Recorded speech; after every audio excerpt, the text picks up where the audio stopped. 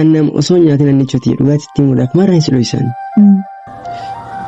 Osoo laaqana nyaatiin osoo hiraata nyaatiin olii bila beeku.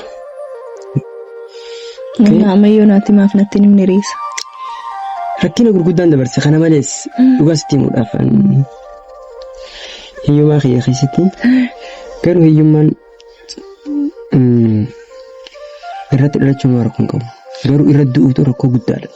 Koonni bakka rakkoon qabu siin jedhee barama. Ni xuriidha, hiyyummaan xuriidha, miskiinummaan xuriidha. Abbaatu riixee ofirraa baasa. Bakka kana booda sitti miti. Addunyaa kun gurguddaan hundinuu beekta. Nama rakkina dabarsa hundinuu. Obsi yaalbuu koo obsi niphatini waan hundaa obsimee eegi waaqayyooni yoo ture sinuufaa galfataa hin nyaatu isanaaf kakaatee garaan saan jabaatu. Akkam nagee hordoftoota keenya aniif baay'ee nagaadha. Isan akkamii jirtu? Warri subscribe osoo hin godhin ilaaltan immoo subscribe godhaa. Ishii simbira ga'een jira waan ta'eef fayyaadha miti amma farree dawwalee waameen jira waan ta'eef qaxaree jira. Dheengadda anaaf inni baay'ee walitti aarree turre waan hin taane waan naan jedheef kaballaatti cifeen ture waan ta'eef xiqqoon attaaree jira. Kanaafuu har'a dawwalee waameen hin jira. Iskii dhiifama nan kadhadhaanii jechaadha dhiifama naaf godhi waan ansi kabalee fi aareen ture baay'ee waan ansi taaree ture fansi kabalee dheeteen gaafadha. Innis jecha hin taane natti hime waan ta'eef jecha hin taane jecha hin jedhamnedha kan inni natti hime waan hin jedhamnedha kan inni naan jedhe waan ta'eef ani immoo gaafa sanatti baay'ee aareen ture waan ta'eef kaballaatti cifeen jira. Namni akkamiin qabeenyaa fi walloluu yookaan wal dhiisuu danda'a jechaadha.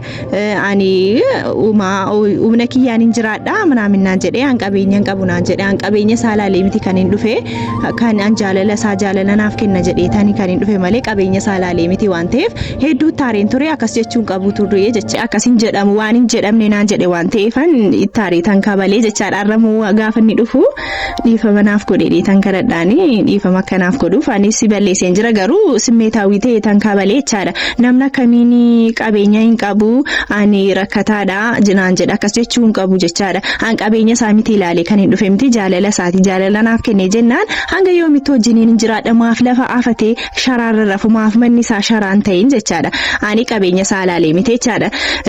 Jaalaladha kan hin barbaadu malee birrii maallaqa miti kan hin barbaadu jechaadha. Jaalala isaa qofa jaalala dhugaa naaf kennee jennaan qanagaan kana qofa malee qabeenya yoo ta'e rakkoon qabu inni waliin dhufaa bara miti. Kanaafuu han qabeenya isaa ilaalee miti farree kiyyaa qabeenya kee ilaalee miti dogongortee jirtaa kanaafan si kabalee jechaadha. Dhiifama naaf godhee dheetan gaafadha hordoftoota keenya. Kanaafuu amma dhufaa jira askii waliin eegaa. Ya jaalallee fiixaniin barbaadu an hirriba dhabee osoo siyaa onneen too miidhamte ture amaanaatu warabbii malee yaayyaayyay warabbii malee hawaasiin faraadu. Ya jaalallee fiixaniin barbaadu an hirriba dhabee osoo siyaa onneen too miidhamte ture amaanaatu warabbii malee yaayyaayyay warabbii malee hawaasiin faraadu. Nattaaree jireettanii yaaddu. Kanaafuu namni akkamiin qabeenya hin qabu ani rakkataadha jechuu danda'a. Kanaafuu hedduu taareen jira askii kaballaatti cifeen ture waan ta'eef amma dhufaa jira koo farree keenya bareedaa keenya. Kana kan goofii kan isaanii. Innaa kun farreen dhufee jira waan ta'eef. Yeroo dhufee lafa yoo galtee maadati. Maal rakkoo qaba maal? Kaameraa maaliif? Saayyaati fidattee dhufta miti. Kun ammoo hordoftoota nagaa gaafadha. Okay, hordoftoota keenya hordoftoota naannichoo akkam nagaa fayyaa qabdanii jirtanii galata rabbii galata waaqaa nagaa qabna fayyaa keenya gammachuun qabaanichooti yaa wajjini argaanichoon neemtee ganaman neemtee asoon faxaree maali xiqqishoollee osoon kushaappiin da'in rakkoon qaba amma irriba akkaan keetti dhufee sa'aatii meeqa taanisa saasa taanina fakkaata.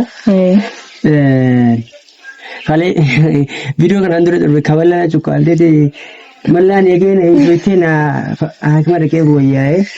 Isa har'a kanaafan si waame dhiifama si kadhachuudhaaf jechaadha. Jaalladhee miti aariitan kanaafan kaballaasi. Yeroo aartii maaliif miira kee to'achuu hin dandeenyisaati? Ndee waan hin taane naan jettee bakka aaree miira ofii to'achuu danda'u qaba. Nama jechuun namummaan kan beekamu namni yeroo aaree keessattuu miira ofii to'achuudhaan. Ati miira kee to'achuu hin dandeessu yeroo aartee laaluma. Eshi bakka kanaafuu natti naarrimti dhiifama naaf godhi gaafa sana miira hin taane keessan ture waan ta'eef jecha hin taane naan jettee waan ta'eef ani immoo kanaafan kaballaasti cufee jechaadha.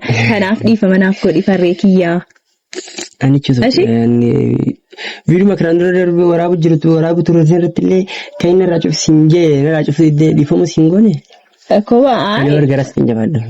Ko beeka garuu ani immoo gaafa sana hedduu wanni hidheen ture mana galeessi yaadaan ture waan ta'eef har'a dhufeetanis farree keenya dhiifama kadhadhaa jedheetan. Kanaafuu waan inni si kabaleef dhiifama naaf godhi hedduun si jaalladha jecha akka sana lammuurra deebite akkanaan jenne gaaf sanas waliin haasofnee jirra har'as immoo sitti himaa har'aa kaastee waan akkasii akkanaan hin jenne gaaf sana sitti himeen jira waan ta'eef har'as irra deebi'een sitti himaa waan akkasaa. Akkasana yaada akkasana of keessaa baasii. Garuu ani chuuti si akkan taane na hubate malee waan isaan gaafachuun kiyya bareedaadha ture. Maaliif yoo jettee namni tokko erga waliin tarkaanfatee bareedduu keessa seenee waan shakkamu jechuun wantoota shakkamu hundi ofirraa qulqulleessuu qaba. Ani immoo namoonni garii yooma akkana dhuguma rabbitti yoo yaadde dubartiin qabeenyaan nama madaaltu sun jirti. Garuu ati akkasii miti akkaan sirraa argatti dhiifama anis gaa wooma laalle wooma jiru takka meeti si yaada ka xiqqishoo wanni kun akkamii fakkaatu jettee si yaaduu dandeessa. Dubartiin taqabeenyaan nama madaaltu sun jirti dhugaa rabbii jaalumata nama taqabeenyaan wajji wal qabsiistee ooftu jira. Dhiiroo dubartii akkasii ni taate laata jechaa sammuu kiyyatti yaadaa ture. Ati garuu miskiinummaa kiyyaa wajjin na jaalattee wanta barbaachisu cufaan gargaarsa barbaachisu cufaan si cinaa dhaabbadhee si utubaa jettee na jajjabeessuu keetiif hedduu takkaan si dinqisiifadha. Ani si harkachuu kootti jireenya kiyyarraa paarsatti 150 akka waan naaf guutametti ilaalaa jira. Maaliif namni yeroo ammaan tanaa keessatti dhugaa dubbachuudhaaf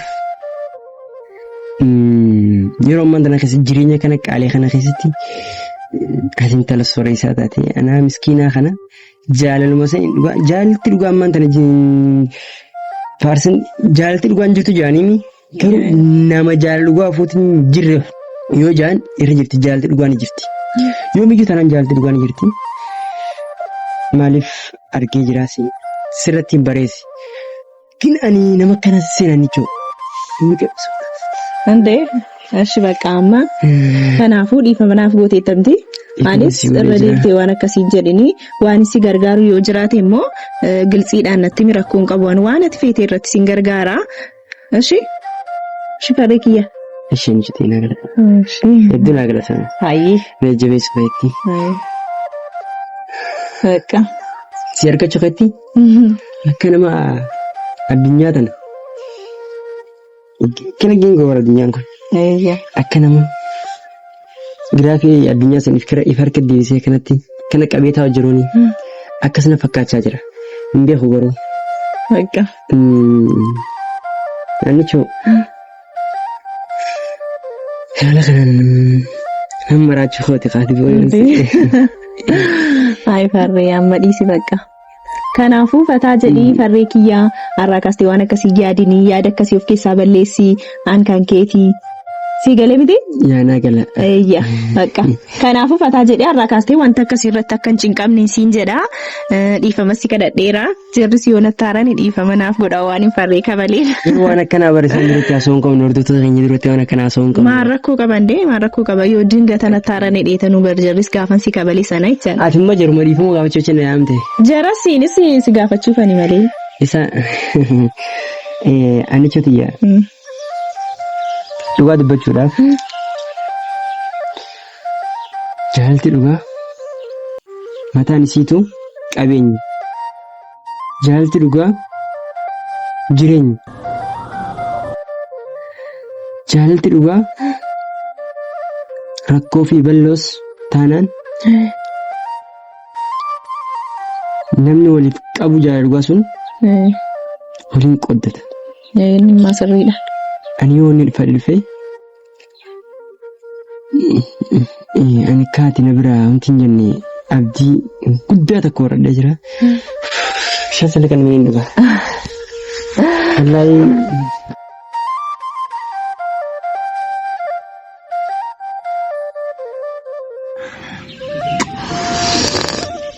Hai ani cooti. Bishaan si dhugsise miti. Ani main nama raten cumi kamera kana cuci nyano. Mego le damani tiana. Wala gama kan wae gama kana ro ya tadu. Ofiqi mira khayto dunya mira khayto chundan dawan. Duga rabbi. Wala gafa julletin boyen ko finin sa ambe. Nde ammas bo fi mo bo ke sa bai kai. Boyo sonda baka wae gama kana wae duna daga ma beeti jireenya kiyya keessatti wae dabarse. Rakkoo meeqa dabarse. Annam osoo nyaatin anni chuti dhugaatitti muudhaaf maraan si dho'isan. Osoo laaqana nyaatin osoo hiraata nyaatin olee bila beeku. Ammayyoo naatti maaf natti nimni reessa. Rakkina gurguddaan dabarse kana malees dhugaatitti muudhaaf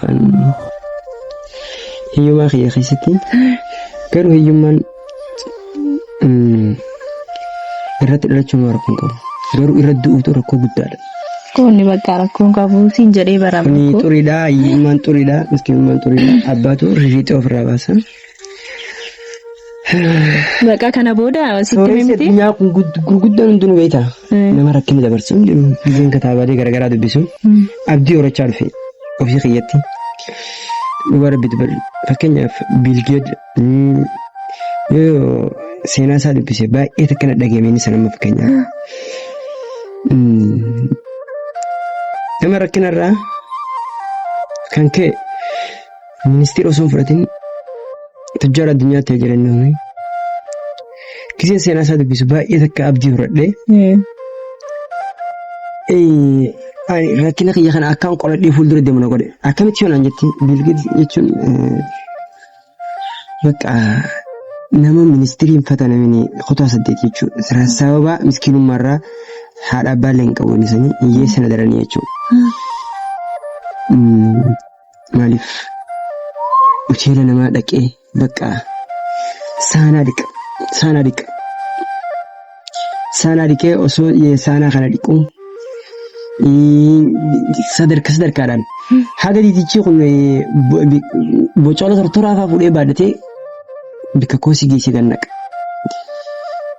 Diidicharraa gahuu jechuudha. Isa kana yeroo sun keessatti uffanni isaa ture waan namni hoteela keessa ol seenu kanaa jee. Hoteela keessa seenuun dhorkaadha. Nama kanaatutu bakka step by step rasuustaan osoo deemu saanaa dhiqurraan bikka nyaata godhan sanitti namaaf waan akkas akkasii bakka meeshaa dhiqee harkannaa fi meeshaa dhiqu seene jalqaba koosii ganna qaba bakka hoteela sirra osoo deemu saanaa dhiqurraan hoteela san keessa seeneeti. Wantoota garaagaraa bakka shunkurtaa jiru wanti jiruudhaan nyaata daddalagu eegale nyaata kan osoo daddalagu nyaata nama silaa dalagu kanaaf osoo ergamu nyaata jalaa laalachaa bakka akka addaatti tokkotti hojjechaa fi achirraan gara mikkute gara nyaata dalagu kute osoo jiru nyaata kan osoo dalagu nyaata bariidhaa dalagu eegale kan zaa lukkutana fannifatee abbaa takka magaalaa Ameerikaa kana keessa magaalota hedduu jira. Deemee lukku takka nyaata godha sin babbaresan irraa lukku takka fudhatee gurgure fannifatee gurgure lukkuun tun itti maa'ee uummata kanatti namatti dafanii ammas guyyaa lama daadis osoo iyyuu abba lama godhatee 3 godhatee lukku tana lukkuun ni godhatu ni ooyitu akka ajaa'ibaa mi'ooti osoo iyyuu gaammaan tana abba 3-4 waan akka sharaata akka bikkuma takka gad dhaabbatee achumaan magaalaa xiqqoo takka uummata jechuudha osoo iyyuu qorqorroon gubbaa ijaaree bikka sanitti jechuudha. Bikka sanitti ammas osuma iyyuu piroosaan hoteela guddaa godhe hoteela guddaa sanoo biraanchii uumfee gale jechuudha damee adda addaa. Damee adda addaa uumfee galee magaalota adda addaa keessatti bakka biraanchii isaa beekamuu eegalte beekamtii guddaa argachaa jira. akkanumatti rafni inni kun amma zeero deebi'ammaa saaree. Ati hanicho walumaa galatti maal si jechuu fedheeti? Biil Geet jechuun nama obsa hedduu qabu miskiina hiyyeessaa narra hiyyeessaa kan ture ammallee kitaabas seenaa dubbisaa nama biraallee fakkeenya si godhuu hin danda'a garuu waan tana yeroo waan deemaa jiruuf nyaanamis laa'u. Bakka isaan deemaa jira. Aduunis ni bu'aa jirti sa'aatii kanaati dhiifamaa achi naamtee dhiifama si godheetiin jiraan jechuun kiyyaa walumaa galattuu dhiifama si godheetiin jiraa ani hedduu si jaalladhaa bakka guddaan siif qaba rabbi wajjin bulu dhaadheessu garuu dafee nikaa si godhachuu qaban. Inshaallah. Inshaallah jedhama. Ani coto hedduu si jaalladhaa bakka.